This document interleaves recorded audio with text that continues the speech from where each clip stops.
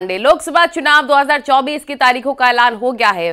543 सीटों के लिए 7 चरणों में मतदान होंगे। पहले फेज की वोटिंग 19 अप्रैल को और आखिरी फेज की वोटिंग 1 जून को होगी। 4 जून को नतीजे आएंगे और वोटिंग से लेकर नतीजों तक इसमें 40 दिन लगेंगे। और इसी के साथ अगर यूपी की 80 सीटों की बात करें तो यूपी में 7 चरणों में अलग अलग दिन मतदान होंगे। पहले चरण में पश्चिम यूपी तो आखिरी चरण में पूर्वांचल का रण होगा। तो ये बड़ी और अहम जानकारी, कल डेट्स फाइनल हो गई कि उत्तर प्रदेश में पूरे देश में कब कब चुनाव होंगे। 7 चरणों में होंगे।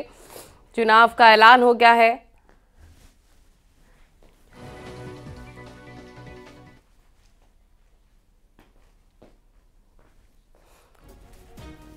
तो ये बड़ी खबर इस वक्त की आपको बता रहे हैं। महायुद्ध का शंखनाद बज चुका है और इसी अब चुनाव की घड़ी 2024 की लड़ाई बेहद बड़ी। चुनाव का ऐलान हो गया है। मैदान में कौन बाजी मारेगा ये देखना महत्वपूर्ण होगा। कौन कौन कहां से प्रत्याशी बनाया गया है ये भी हम आपको ग्राफिक्स के माध्यम से बता रखे हैं।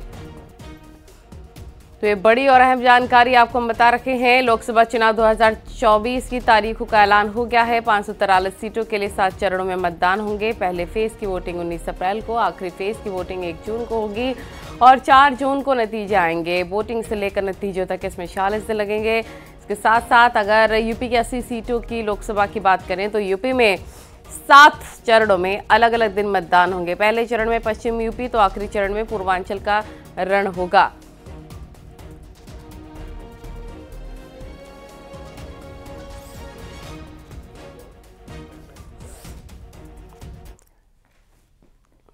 तो आपको एक एक करके जानकारी देते हैं ग्राफिक्स के माध्यम से। 7 चरणों के बारे में चुनाव होंगे और ये देखिए उत्तर प्रदेश में सहारनपुर, कैराना, मुजफ्फरनगर, बिजनौर में 19 अप्रैल को वोट कास्ट होगा। 7 चरणों में होंगे और 19 अप्रैल को वोट डाले जाएंगे। कहां पर ये हम आपको बता रखे हैं। सहारनपुर, कैराना, मुजफ्फरनगर और बिजनौर की तस्वीरें हम आपको दिखा रहे हैं। साथ ही अगर नगीना की बात करें, मुरादाबाद की बात करें, पीलीभीत, रामपुर सिटी इसमें शामिल है। एक एक करके देखिए 26 अप्रैल को अमरोहा, मेरठ, बागपत और गाजियाबाद यहाँ पर 26 अप्रैल को होगी। आपके शहर में कब वोट कास्ट होंगे ये हम आपको दिखा रहे हैं। गौतम बुद्ध नगर, बुलंदशहर, अलीगढ़, मथुरा यहाँ पर 26 तारीख और 26 अप्रैल को वोट कास्ट किए जाएंगे। संभल, हाथरस, आगरा, फतेहपुर सीकरी 7 मई को यहाँ पर वोट कास्ट होंगे। कौन कौन सी सीटें हैं, आपके शहर की सीट कहाँ पर कब वोट डाले जाएंगे ये भी हम आपको बता रहे हैं। फिरोजाबाद, मैनपुरी, एटा, बदायूं, आंवला, बरेली यहाँ पर 7 मई को वोट कास्ट किए जाएंगे। हर एक जानकारी दे रहे हैं।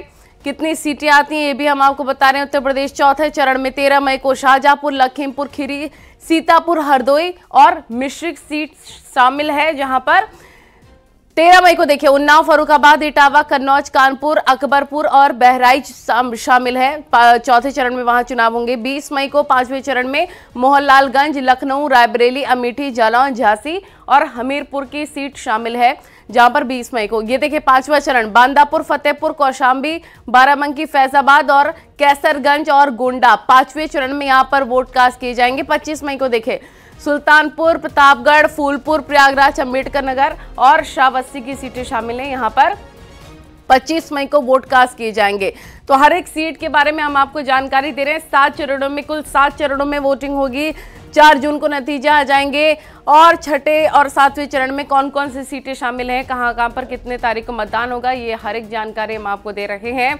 और अगर 7वें अंतिम चरण की बात करें 1 जून महाराजगंज, गोरखपुर, कुशीनगर, देवरिया, बांसगांव, घोसी तो ये सीटें हैं जब अंतिम चरण 7वें चरण में 1 जून को यहाँ पर वोटिंग होगी। 1 जून को ही सलेमपुर, बलिया, गाजीपुर, चंदौली, वाराणसी, मिर्जापुर और रॉबर्ट्सगंज यहाँ पर 7वें चरण में वोट कास्ट करे जाएंगे जो कि 1 जून को होने वाला है। ये वो सलेमपुर, बलिया, गाजीपुर, चंदौली, वाराणसी, मिर्जापुर, रॉबर्ट्सगंज ये वो सीटें हैं जिसमें आखिरी चरण में मतदान होगा, यानी कि 7वें चरण में 1 जून को वोट कास्ट किए जाएंगे। अब आपको ग्राफिक्स के जरिए दिखाते हैं कि कब किस चरण में कहां पर चुनाव होंगे। एक जानकारी आपको हम यहाँ पर दे रहे हैं। लोकसभा चुनाव 543 सीटें, पहला चरण 19 अप्रैल, 102 सीटें, 89 सीट दूसरे चरण में 26 अप्रैल को वोट कास्ट किए जाएंगे और तीसरे चरण में 7 मई को वोट कास्ट होंगे जिसमें 94 सीटें आती हैं। 96 सीटें आती हैं चौथे चरण में, जब 13 मई को वोट कास्ट किए जाएंगे। 49 सीट वाला 5वां चरण है, यहाँ पर 20 मई को वोट कास्ट होगा। वहीं पर 57 सीटें 6वें चरण की 25 मई को यहाँ पर वोट कास्ट किए जाएंगे। 57 सीटें 7वें चरण में 1 जून को यहाँ पर वोट कास्ट होगा और नतीजा आ जाएंगे 4 जून को। ये एक एक करके जानकारी हम आपको दे रहे हैं। अब आगरा से शिव कुमार, अमेठी से पप्पू पांडे, झांसी से अश्विनी मिश्रा हमारे सहयोगी जुड़ गए। सबसे पहले आगरा की बात करें। शिव कुमार, ऐलान हो चुका है कि कब, कहां पर, कितने चरण में वोट कास्ट होंगे, जरा एक एक करके जानकारी दें। वहां के मुद्दे क्या हैं, आगरा की जनता क्या सोचती है आने वाले चुनावों को लेकर? शिव कुमार से संपर्क नहीं हो पा रहा, पप्पू पांडे का रुख कर लेते हैं। अमेठी का दंगल भी बहुत इंपॉर्टेंट है, अमेठी की जनता क्या सोचती है और वहां के मुद्दे क्या हैं? पप्पू पांडे जरा बताएं, क्योंकि जो डेट्स हैं वो सामने आ चुके हैं चुनावों को लेकर। को बता दें, अमेठी का अखाड़ा सज चुका है और भारतीय जनता पार्टी की तरफ से स्मृति ईरानी यहां से तीसरी बार प्रत्याशी बनाई गई हैं, तो वहीं कांग्रेस प्रत्याशी का भी कुछ अता पता नहीं है। हमारे साथ अमेठी के कुछ जनता है, उनसे हम जानने की कोशिश करते हैं कि इनके मुद्दे क्या होंगे, किन मुद्दों पर ये वोट कास्ट करेंगे। क्या नाम है आपका? किन मुद्दों पर वोट करेंगे आप? मुद्दा तो पहली बात तो यहाँ का क्षेत्रीय लोकल मुद्दा जो है वो संजय गांधी जो हॉस्पिटल बंद कराया गया था, इन्होंने बंद किया था, इसका सबसे बड़ा मुद्दा इस क्षेत्र में है। राहुल गांधी और स्मृति ईरानी, ऐसी चर्चाएं हैं कि गांधी परिवार से राहुल गांधी यहाँ आएंगे, लेकिन अभी तक उनका कुछ आता पता नहीं है। स्मृति ईरानी तो मैदान में ताल ठोक रही हैं। इसमें क्या किया जाए, नहीं आएंगे तो नहीं आएंगे। नहीं तो क्या मुद्दे क्या होंगे, किन मुद्दों पर वोट करेंगे आप? विकास के मुद्दे करेंगे, वो विकास हो रहा है। विकास के मुद्दे पर वोट करेंगे। आपसे जानने की कोशिश करते हैं किन मुद्दों पर वोट करेंगे। कांग्रेस का गढ़ रहा है, लेकिन स्मृति ईरानी ने इस किले को भाजपा के खेमे में कर दिया है। नहीं, विकास के मुद्दे पर वोट किया जाएगा और विकास हो भी रहा है, अच्छी तरह विकास हो रहा है।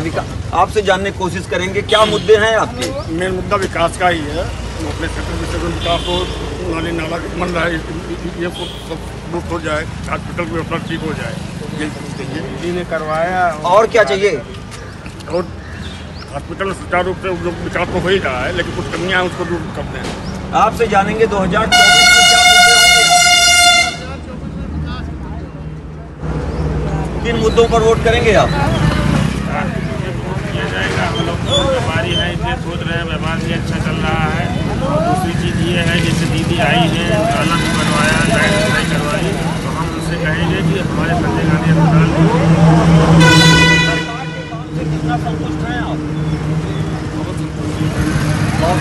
आपसे जानने की कोशिश करते हैं। एक और लोग हमारे साथ हैं, किन मुद्दों पर वोट करेंगे आप? विकास पे करेंगे। विकास हमारे यहाँ हो रहा है, काफ़ी हुआ है। हमारे गांव में बहुत सारी समस्याएं थी, करीब ज़्यादातर लेटरिन की समस्या थी। मोदी जी के आने के बाद से लेटरिन की समस्या खत्म हो गई। पहले लेटरिन की दिक्कत थी कि अगर हमको लेटरिन लग जाते थे, डेंटल और ऑर्डिनेंस फैक्ट्री बना, उसके बाद से हमारे यहाँ अगर लेटरिन अगर दिक्कत आप होती थी बातचीत तो जारी रखिएगा। आप पड़ता। झांसी का भी रुख कर लेते हैं। अश्विनी मिश्रा हमारे सहयोगी वहां से जुड़े हुए हैं। अश्विन, वहां की जनता क्या सोचती है और साथ ही बताएं कि सरकार के काम से जनता वहां पर कितनी संतुष्ट है, जनता का क्या सोचना है? जी अश्विन। हाँ, बिल्कुल झांसी की जनता को इंतजार है 20 मई का, जब यहाँ की जनता मतदान करेगी और इसके बाद किन मुद्दों पर वोट देगी, विकास के मुद्दे पर वोट देगी, सुरक्षा के मुद्दे पर वोट देगी, या फिर तमाम और काम हुए हैं उनके मुद्दे पर वोट देगी। इसको लेकर के हमारे साथ झांसी की महिलाएं भी आज मौजूद हैं। झांसी को कहा जाता है नारी सशक्तिकरण, तो ये जो महिलाएं हैं रानी के उनसे मानी जाती हैं, ऐसे उनसे जानते हैं। मुझे ये बताइए, अब चुनाव आ गया एक बार फिर से, क्या लगता है कि आप लोग के अंदर किस बात को लेकर वोट देने जाएंगे? और सुरक्षा एक बड़ा मुद्दा रहा, कितना सोची महसूस करती है आप? अच्छा, बहुत अच्छा महसूस करते हैं, बहुत सुरक्षित महसूस करते हैं पहले की अपेक्षा, बहुत अच्छा है। यहाँ से भी बहुत परिवर्तन हुआ है। किस तरह परिवर्तन देखा आपने? अरे सब कुछ, जो खाली जमीनें पड़ी थी, बंजर जमीनें पड़ी थी, उन्हें पार्क बना दिया गया है और देखने लायक, पहले झांसी में बहुत अच्छा कुछ नहीं था, देखने लायक बहुत कुछ हो गया है। किले में बहुत अच्छा बन गया है, किला बहुत अच्छा। अच्छा ये बताइए बहन जी, आपकी रसोई सस्ती हुई? रसोई आपकी सस्ती हुई? रसोई रसोई गैस तो थोड़ी सस्ती हो गई है पहले, लेकिन और होना चाहिए थोड़ा। जी हाँ। और जो खान जो अभी आजकल गेहूं दे रहे थे वो ठीक था, जो बाजरा दे रहे तो हम लोग थोड़ी रोटी बना पा रहे। गेहूं की तो आजकल कोई बना नहीं पाता, इसकी कौन बना पाएगा। झांसी अभी कितनी बदली बहुत ज्यादा लगाई है, काफी सुंदर अच्छा लाइट का भी प्रबंध कर दिया है। गेहूं दे रहे हैं और क्या बोलते रसोई गैस दे रहे हैं, और जिसके पास मकान नहीं थे उसको पक्के मकान बना दिए गए हैं, शौचालय गए हैं, जगह जगह ये करा है मोदी सरकार ने। क्या लगा कि शिक्षा के काम में कुछ हुआ, कुछ अच्छा काम लगा कि रोजगार की काम हुई?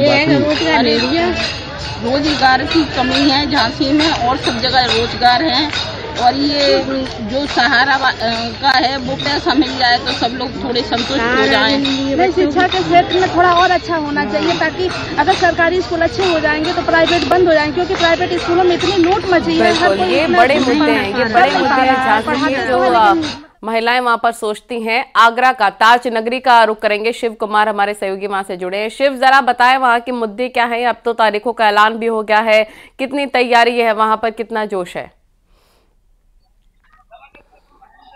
देखिए, बिल्कुल मैं आपको बता दूं कि लोकसभा का चुनाव भी बिल्कुल बच चुका है और इलेक्शन कमिश्नर ने भी चुनावों की तारीखों का ऐलान कर दिया है। और भारतीय जनता पार्टी की बात की जाए तो भारतीय जनता पार्टी ने फिर से दोनों ही सीटों पर, फतेहपुर सीकरी और आगरा लोकसभा सीट पर एसपी सिंह बघेल और राजकुमार चाहर पर भरोसा जताया है। लेकिन वहीं विपक्ष ने अभी तक कोई भी कैंडिडेट अपना नहीं उतारा है मैदान में। तमाम सारे लोग हैं हमारे साथ, उनसे बात करेंगे कि इस बार किन मुद्दों पर मतदान होगा और कैसे उनके मुद्दे रहेंगे। मतदान तो अवश्य करेंगे। मतदान तो देश के उसके ऊपर होगा, देश हमारा प्रगति करे उसके ऊपर होगा। जो गवर्नमेंट देश को प्रगति करेगी उसको हम मतदान करेंगे। सर, किन मुद्दों पर मतदान करेंगे? मुद्दों पर मतदान तो देश की प्रगति के ऊपर। देश की प्रगति और भी होगा, उनसे भी बात करेंगे। सर, आप बताइए कि किन मुद्दों पर मतदान होगा? भाई साहब, मुद्दा बिल्कुल स्पष्ट है कि देश हमारा जो पिछले वर्षों से तरक्की कर रहा है, जो पुरानी जो सरकारें रही हैं उन्होंने जो है देश को गर्त में ले जाकर जो डाल दिया था।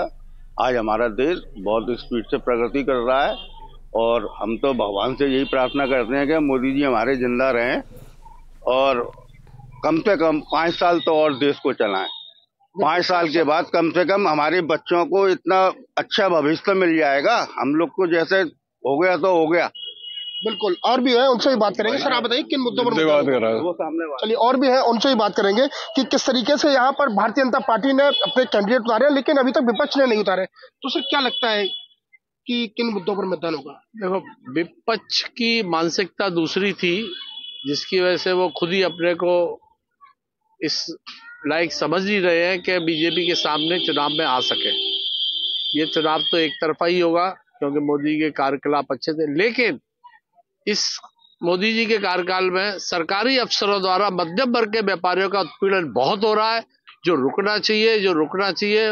मध्यम वर्गीय जो व्यापारी है बहुत परेशान है, हकीकत ये है, और इसको दिखाया नहीं जा रहा। मध्यम वर्गीय जो कह नहीं पाता है अपनी बातें, बस उसको उस पर ध्यान रखना चाहिए। बाकी मोदी जी का कार्य शैली और कार्यकर्ता बहुत अच्छी है, बहुत अच्छी है। और भी लोग हैं, उनसे भी बात करेंगे। सर, आप बताइए कि किस तरह पे मतलब किन मुद्दों पर मतदान होगा? मतदान ये, मोदी जी विकास कार्य सही कर रहे हैं, काम सही कर रहे हैं। ठीक है, आप बातचीत जारी रखेगा। आप सभी का बहुत बहुत शुक्रिया जानकारी पहुंचाने के लिए। जनता क्या सोचते हैं, उनके मुद्दे क्या कुछ है, ये हमने आपको बताया। लोकसभा चुनाव की तारीखों की घोषणा होते ही आचार संहिता लागू हो गई है, जिसके चलते राजनीतिक दलों के बैनर और फ्लैग्स उतार दिए जा रहे हैं। आपकी टीवी स्क्रीन पर कुछ तस्वीरें हैं, इन तस्वीरों में आप साफ देख सकते हैं और साफ दिख भी रहा है कि आचार संहिता लगते ही प्रशासन एक्शन मोड में आ गया है। लिहाजा टीम राजनीतिक दलों के बैनर और फ्लैग्स उतार रहे हैं। आगरा, बदायूं, प्रतापगढ़, बलरामपुर और उन्नाव, कौशाम्बी, कासगंज जिले की तस्वीरें आपकी टेलीविजन स्क्रीन पर हैं।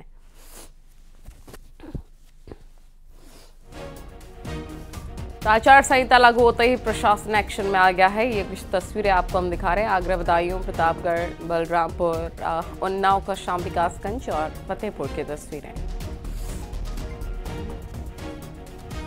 के मतदाताओं से हाथ जोड़कर विनती करते हैं, कृपया ये लोकतंत्र के महापर्व में शामिल हों और सब लोग घरों से निकलकर मतदान करें। उत्तर प्रदेश राज्य में भारतीय जनता पार्टी ने माननीय मोदी जी के नेतृत्व में गरीब कल्याण योजनाओं के माध्यम से जन जन में पैठ बनाई है। इन कोरोना महामारी के काल से लेकर अब तक इन वर्षों में माननीय मोदी जी अभिभावक के रूप में हैं और सब लोगों का मानना है कि उनके जीवन स्तर को ऊपर उठाने में भारतीय जनता पार्टी ने कामयाबी हासिल की है। भारतीय जनता पार्टी की लहर चल रही है, मोदी जी की लहर चल रही है। हम 80 की 80 सीटें जीतने जा रहे हैं।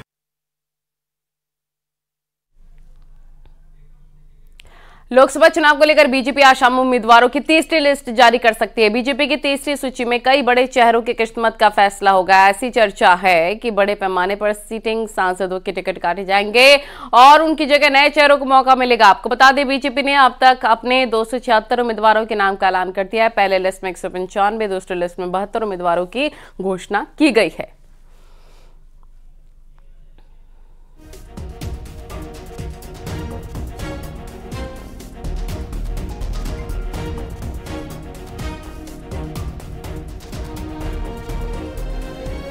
लोकसभा चुनाव की तारीखों का ऐलान हो गया है और उत्तराखंड के हालात हम आपको बता रहे हैं। टिहरी में कहां पर दंगल किसके बीच में है, आज जारी हो सकती है बीजेपी की तीसरी लिस्ट।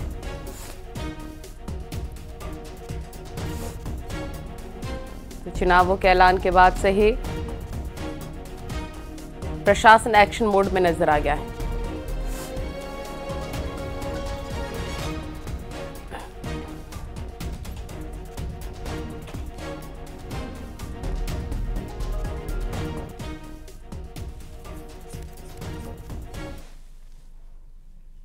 तो चुनाव का ऐलान हो चुका है। इस बीच यूपी में कांग्रेस को फिर से बड़ा झटका लगा है। चुनाव की तारीखों के ऐलान से ठीक पहले कांग्रेस के कई दिग्गज नेताओं ने बीजेपी का दामन थाम लिया है। केंद्रीय मंत्री स्मृति ईरानी की मौजूदगी में इन नेताओं के साथ कई कांग्रेसी कार्यकर्ताओं ने बीजेपी की सदस्यता ली।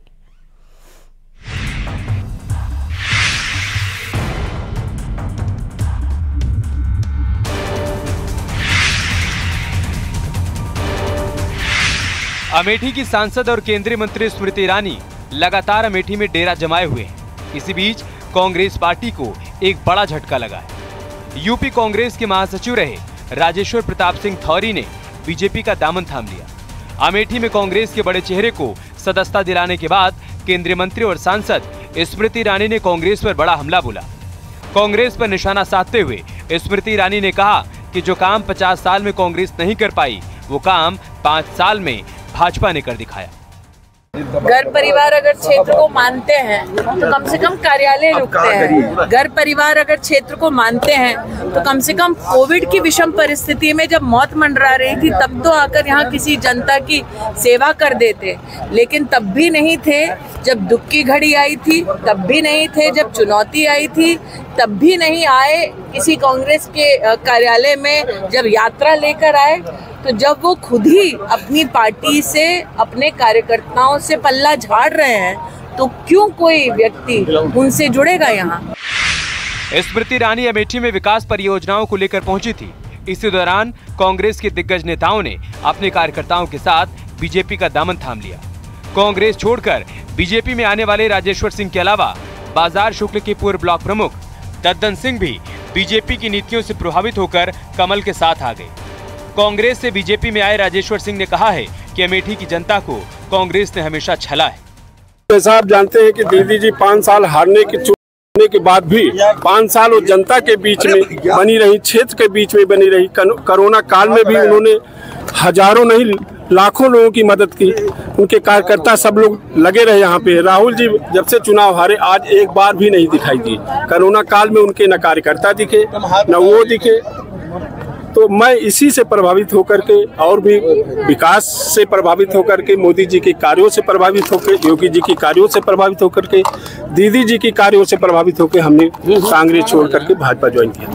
एक और केंद्रीय मंत्री स्मृति ईरानी को बीजेपी ने अमेठी से अपना प्रत्याशी घोषित कर दिया है, तो दूसरी ओर इंडिया गठबंधन की ओर से अभी प्रत्याशी का ऐलान किया नहीं गया। एसपी कांग्रेस गठबंधन में अमेठी सीट कांग्रेस के खाते में गई है। इसी बीच कांग्रेस के दिग्गज नेता बीजेपी में शामिल हो रहे हैं। अब तारीखों के ऐलान के बाद देखना है कि इस सीट से स्मृति ईरानी को कांग्रेस की ओर से कौन टक्कर देगा। न्यूज़ 18 के लिए अमेठी से पप्पू पांडे की रिपोर्ट।